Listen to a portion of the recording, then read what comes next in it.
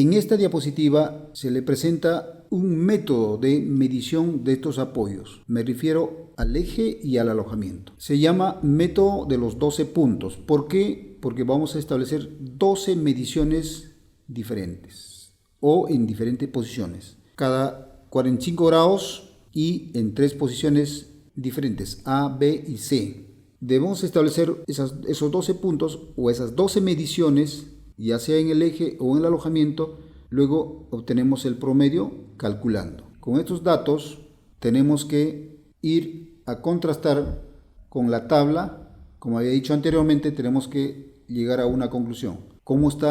¿En qué condición se encontraría el eje y el alojamiento? Si no cumple, entonces estamos frente a un apoyo desgastado o con falla. Por tanto, no podemos proceder al cambio de rodamientos. Si no, tenemos que recomendar que se corrija ese error, ¿no? O se repare el eje o se repare el alojamiento antes de cambiar el rodamiento. En esta diapositiva se le muestra con claridad 3 evaluaciones que tenemos que realizar con respecto a eje y el alojamiento para el rodamiento. La primera, evaluación del diámetro, que está referida a que el promedio se mantenga dentro del límite de tolerancia permisible que habríamos establecido con ayuda de la tabla. La segunda evaluación es de forma, o sea, cómo está la redondez, la circularidad del eje y o del alojamiento. La exigencia es que la redondez no debe mostrar una diferencia mayor a la mitad del límite de la tolerancia permisible. Y la tercera evaluación es de conicidad. Ello se establece con la diferencia del promedio de A menos B, del promedio de B menos C y del promedio de A menos C. Con esas 3 diferencias definimos cuánto de variación está el eje o el alojamiento. Si supera la mitad del límite de tolerancia permisible, diríamos que la conicidad es excesiva, por tanto no es correcto o el apoyo no está con la dimensión correspondiente. Esta diapositiva lo estoy mostrando solamente para que ustedes lo vayan estudiando libremente, porque con esta diapositiva vamos a trabajar en la parte de ejercicios. Yo voy a llevar al aula una actividad, un ejercicio donde vamos a trabajar con los rodamientos 18 y 16. Como ustedes verán, ya se muestra los rodamientos aplicados en un determinado tipo de máquina. Ya podríamos establecer qué aro estaría girando, qué aro no gira. Tenemos también claramente definido por la imagen qué rodamiento es.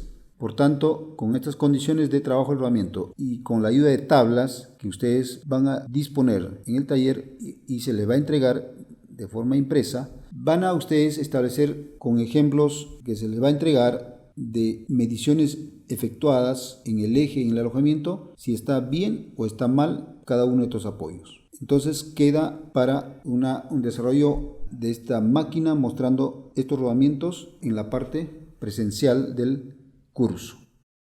En esta diapositiva ustedes tienen un ejemplo de cómo se llega a establecer la tolerancia tanto para el eje como para el alojamiento. ¿De dónde se parte? Primeramente tengo que definir en qué máquina está aplicado. Ustedes lo tienen ahí, la imagen de esta máquina al lado derecho. ¿Qué máquina será? Supongo que lo reconocen. Se trata de un reductor de velocidad. La imagen también me ayuda a determinar qué rodamientos están aplicados. El ejemplo trata solamente del rodamiento 70 y 72, que está aplicado en el eje de salida de este reductor de velocidad cuyo dibujo se muestra. Entonces, ¿cómo se llegó a establecer que el diámetro del rodamiento es 70 y su tolerancia es N6? Es con ayuda de la tabla y partiendo de a dónde está aplicado el rodamiento, en qué máquina y qué condición de rotación tiene cada uno de los aros de este rodamiento 70 y 72. Revisen o comparen con datos de tabla y deben llegar a definir sin dificultad la tolerancia N6 que se muestra en la diapositiva. Nuevamente, conociendo el tipo de rodamiento y la dimensión o el tamaño de rodamiento En este caso el rodamiento es un 32.214 J2 barra diagonal Q. Entonces 14 por 5 es 70. De ese modo estaría definido esta medida. Y ahora N6 sí lo tenemos que consultar en la tabla, donde yo debo definir a partir de la máquina el tipo de rodamiento y el tamaño.